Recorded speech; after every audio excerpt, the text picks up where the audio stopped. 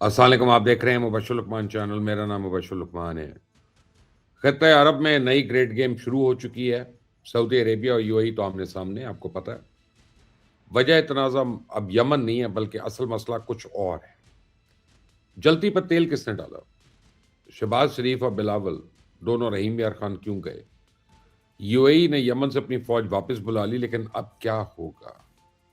آپ دیکھ رہے ہیں مبشر لقمان چینل. میرا نام مبشر لقمان ہے. خطہ عرب میں جب بھی کوئی نیا تنازع جنم لیتا ہے تو کسی نہ کسی طرح اسرائیل سے اس کا تعلق ضرور مل جاتا ہے. سعودی عربیہ اور متحدہ عرب امارات کے درمیان یمن کے ایشو پہ حالیہ کشیدگی محض دو طرفہ معاملہ نہیں، بلکہ اس تنازع کے پیچھے بھی اسرائیل کسی نہ کسی شکل میں موجود ہے، اور اس کی ریشہ دوانیوں نے دو اہم مسلم طاقتوں کو ایک دوسرے کے سامنے لا کھڑا کیا. اپنی بات کو آگے بڑھانے سے پہلے میں آپ کو یمن کی جنگ کے پس منظر اور تاریخ کے پیش رفت کے بارے میں تھوڑا سا آگاہ کروں تاکہ آپ کے سامنے پوری پکچر واضح ہو جائے. سعودی عربیہ کی سربراہی میں قائم عسکری اتحاد نے کل یمن میں ایک محدود فضائی حملے میں ایسے ہتھیاروں اور کامیٹ گاڑیوں کو نشانہ بنایا جو کہ متحدہ عرب امارات سے آنے والے بحری جہازوں سے یمن کی بندرگاہ پہ اتاری جا رہی تھی. تو سعودی حکام کے مطابق متحدہ عرب امارات کی فجیرہ بندرگاہ سے آنے والی یہ دونوں جہاز ہفتے اور اتوار کو یمن کی مکلا پورٹ پر بغیر اجازت داخل ہوئے، اور انہوں نے اپنے ٹریکنگ سسٹمز بھی بند کر رکھے تھے. اور یو اے ای سے آنے والے یہ جنگی جہاز گاڑیوں اور ہتھیاروں کی کھیپ لے کر آئے تھے جو سدرن ٹرانزیشنل کاؤنسل یعنی ایس ٹی سی نامی ایک عسکری گروہ کو فراہم کی جانی تھی. تو سعودی اتحاد کے ترجمان ترکی المالکی کا کہنا ہے کہ کارروائی یمن کی صدارتی کاؤنسل کے سربراہ رشاد العلیمی کی درخواست پہ کی گئی، اور اتحادی فورسز صرف ہتھیاروں اور جنگی گاڑیوں کو نشانہ بنایا. تاہم اس آپریشن میں کسی قسم کا کوئی جانی نقصان نہیں ہوا. اگرچہ یو اے ای نے سن 2015 میں سعودی عربیہ کی قیادت میں یمن کے حوثی باغیوں کے خلاف جنگ میں اہم کردار ادا کیا، لیکن اس تنازع کے حوالے سے سعودی عربیہ اور یو اے ای کی اپروچ پہلے دن سے مختلف رہی ہے. پچھلے کئی سال سے یو اے ای بحر احمر تک رسائی حاصل کرنے اور اپنے تجارتی راستوں کو محفوظ بنانے کے لیے یمن کے جنوبی ساحل پہ قدم جمانے کی کوشش کر رہا تھا، اور یو اے ای کی جانب سے ایس ٹی سی کی حمایت انہی مقاصد کے لیے کی جا رہی تھی. تو ماضی میں ایس ٹی سی کے دستوں نے یمن کے سرکاری افواج سے براہ راست جھڑپیں بھی کی اور یمن کے جنوبی علاقے پہ قبضہ بھی کر لیا. اور ایس ٹی سی کی اس کارروائی نے متحدہ عرب امارات اور سعودی عربیہ کے درمیان اختلافات کا بیج بویا. تو پچھلے چند برسوں میں امارات نے یمن میں اپنی عسکری موجودگی کو بڑھایا تھا، اور اماراتی فورسز ایک طرف تو ایس ٹی سی کے ساتھ مل کر کام کر رہی تھیں، اور دوسری جانب سعودی حمایت یافتہ یمنی حکومت کے ساتھ بھی ان کا قریبی تعاون تھا. تو سعودی عربیہ اور یو اے ای کے درمیان تناؤ کی ایک وجہ سن 2021 میں شائع ہونے والی وہ رپورٹ تھی جس میں دعویٰ کیا گیا کہ یو اے ای آبنائے باب المندب میں مایون نامی جزیرے پر ایک فضائی اڈہ بنا رہا ہے. چونکہ یہ جزیرہ اسٹریٹجک طور پر انتہائی اہمیت کا حامل ہے، اسے سعودی عربیہ نے وہاں فوجی اڈہ قائم کرنے پر کھل کر اپنی تشویش کا اظہار کیا. اور اس وقت یمن کی صورتحال یہ ہے کہ ایس ٹی سی نے جنوبی یمن کے بعض علاقوں پر کنٹرول حاصل کر کے خود مختاری کا اعلان کر رکھا ہے. ابھی پچھلے ہفتے ایس ٹی سی نے یمن کے جنوبی مشرقی علاقے میں اہم شہروں اور تیل کے ذخائر پہ بھی قبضہ کر لیا. تو اس پیش رفت نے مشرق وسطیٰ کو دو اہم طاقتوں کے درمیان پائی جانے والی خلش کو تازہ کر دیا. آج بات اتنی بگڑ چکی ہے کہ ایس ٹی سی اور سعودی عربیہ کے حمایت یافتہ یمنی حکومت کے فوجی دستے آمنے سامنے ہیں.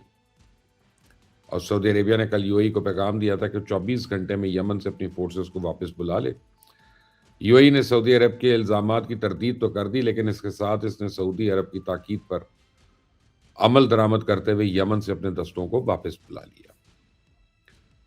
میں آپ کو بتاؤں کہ سعودی عربیہ اور امارات کے درمیان صرف یمن کے ایشو پہ تنازع نہیں ہے، بلکہ اوپیک میں کیے گئے فیصلوں سے لے کر خطے کے تمام سرحدی ایشوز پر بھی ان دونوں ملکوں کا موقف ایک دوسرے سے مختلف ہے. اور اس کی سب سے بڑی وجہ مفادات کا ٹکراؤ ہے، اور آپ دیکھیں کہ سعودی عربیہ اس وقت علاقائی سیاست میں اہم پلیئر بن کر ابھر رہا ہے، اور اس کے ساتھ ساتھ وہ عالمی سرمایہ کاری کا مرکز بننے کی بھی کوشش کر رہا ہے. دوسری جانب یو اے ای افریقہ اور بحر احمر میں اپنا اثر رسوخ بڑھانے کے لیے اپنی طاقت و ذرائع کا استعمال کر رہا ہے. اور پچھلے چند سال سے اوپیک میں تیل کی پیداوار اور قیمتوں سے متعلق فیصلوں پر بھی دونوں ممالک کے درمیان شدید تناؤ دیکھنے میں آیا. ان کے باہمی اختلافات کی ایک اور وجہ یاس پتہ نہیں یاسات کا علاقہ بھی ہے، آئی ہوپ کہ میں صحیح پروناؤنس کر رہا ہوں، اور یو نے اس علاقے کو سمندری تحفظ یافتہ علاقہ قرار دے رکھا ہے۔ تو سعودی عربیہ نے پچھلے سال مارچ میں یو کے اس اقدام کے خلاف اقوام متحدہ میں ایک شکایت بھی درج کروائی تھی۔ اسی طرح سوڈان کے معاملے پہ بھی دونوں ممالک کا نقطۂ نظر ایک دوسرے سے مختلف ہے۔ تو سعودی عربیہ پچھلے کئی سال سے سوڈانی آرم فورسز اور RSF کے بارے میں غیر جانبدارہ موقف اس کا تھا، اور سعودی ولی عہد نے امریکہ کی مدد سے سوڈان میں جاری جنگ کو ختم کرنے کی کوشش بھی کی، لیکن حال ہی میں جب RSF اور اس کے اتحادیوں نے سوڈان میں متوازی حکومت قائم کر لی تو پھر شہزادہ محمد بن سلمان نے سوڈان کے ڈی فیکٹو صدر اور آرمی چیف لیفٹیننٹ جنرل عبد الفتاح البرہان کی حمایت کا اعلان کیا۔ موقف کی اس تبدیلی نے بھی ریاض اور ابوظہبی کی دراڑوں کو مزید واضح کر دیا، کیونکہ سوڈان کے فوجی قیادت جو ہے یو پر RSF کی حمایت کا الزام عائد کرتی رہی۔ اسی طرح فلسطین کے ایشو پہ بھی دونوں ممالک کی رائے ایک دوسرے سے مختلف ہے۔ یو ابراہیمک ایکارڈ میں شامل ہونے والا پہلا ملک ہے، جبکہ سعودی عربیہ اور اسرائیل کے ساتھ تعلقات معمول پر لانے میں اس سے پہلے فلسطینی ریاست کے قیام پہ زور دے رہا ہے۔ تو اب ان کے اختلافات اس نہج پہ پہنچ گئے کہ پچھلے 5 برسوں میں سعودی عربیہ اور یو کے سربراہان نے ایک دوسرے کے اہم ایونٹ سے بھی شرکت نہیں کی۔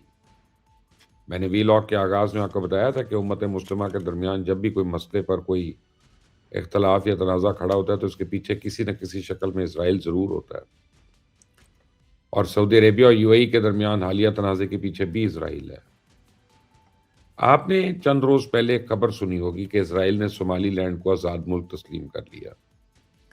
تو صومالی لینڈ بنیادی طور پر صومالیہ کا حصہ، اور اس نے 90 کی دہائی میں صومالیہ سے علیحدگی اختیار کی تھی۔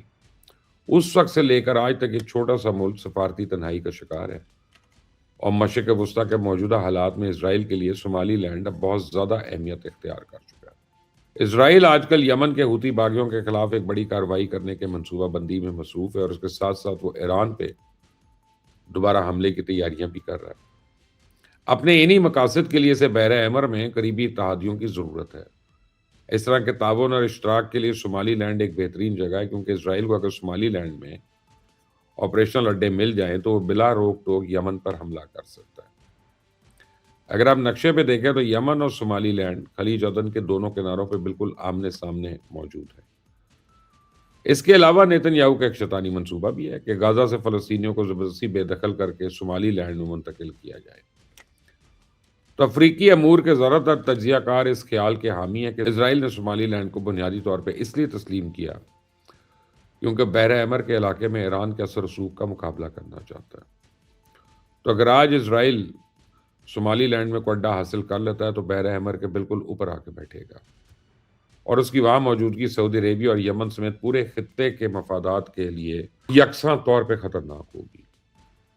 تو اسرائیل نے جب صومالی لینڈ کو تسلیم کرنے کا اعلان کیا تو سعودی عربیہ، مصر، ترکی اور اردن سمیت تمام اہم ممالک نے اس کی مذمت کی، لیکن متحدہ عرب امارات نے ابھی تک اس معاملے پہ کوئی بیان نہیں جاری کیا، کیونکہ اس نے صومالی لینڈ میں ایک فوجی بندرگاہ حاصل کر رکھی ہے، اور خطے کی سیاست پہ نظر رکھنے والوں کا خیال ہے کہ اب بحر احمر میں متحدہ عرب امارات اور اسرائیل ایک دوسرے کے ساتھ ساتھ ہوں گے، اور یہی بات سعودی عربیہ کی شدید ناراضگی کی بنیادی وجہ بنی۔ تو پاکستان نے حال ہی میں سعودی عربیہ کے ساتھ جو دفاعی معاہدہ کیا، اس کے بعد یہ سوال بڑا اہم ہے کہ ساری صورتحال میں پاکستان کی پوزیشن کیا ہے، وہ کہاں سٹینڈ کرتا ہے۔ تو پاکستان کی خارجہ پالیسی کا تو یہ بنیادی اصول رہا ہے کہ اس نے ہمیشہ امت مسلمہ کے اتحاد کے لیے کوشش کی، وہ کبھی بھی دو مسلم ممالک کے کسی تنازع میں فریق نہیں بنا۔ متحدہ عرب امارات کے صدر شیخ محمد زید ال نہیان ان دنوں نجی دورے پہ پاکستان آئے ہوئے ہیں، تو پرائم منسٹر نے کل جا کر رحیم یار خان من سے ملاقات کی۔ اس کے بعد پیپلز پارٹی کے سربراہ بلاول بھٹو زرداری بھی کل گوٹکی میں امارتی وزیر شیخ نہیان بن مبارک کے ساتھ ایک طویل انہوں نے نشست کی۔